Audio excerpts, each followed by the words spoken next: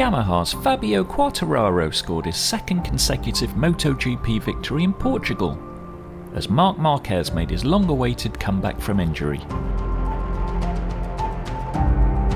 Quartararo took pole position, but only after Ducati's Francesco Bagnaia had a quicker time deleted for a yellow flag infringement. All eyes were on Marquez, who qualified 6th on his factory Honda.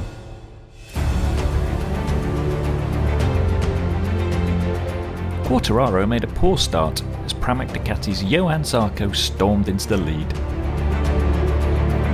Showing no signs of rustiness, Marquez leapt up to 3rd place, but he was soon demoted by the Suzuki of Alex Rins. Ducati's Jack Miller was the first frontrunner to crash.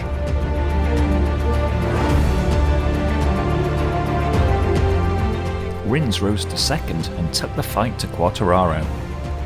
With 7 laps to go, the race was decided as Rins fell. Zarco also crashed out when his gearbox glitched on a down change.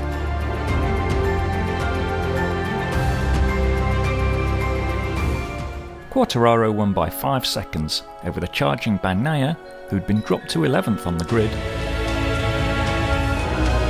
Reigning champion Johan Mir finished 3rd, ahead of Franco Morbidelli and the impressive Brad Binder for KTM. Marc Marquez finished 7th, ahead of brother Alex. Valentino Rossi showed improved race pace until he crashed out just after half distance.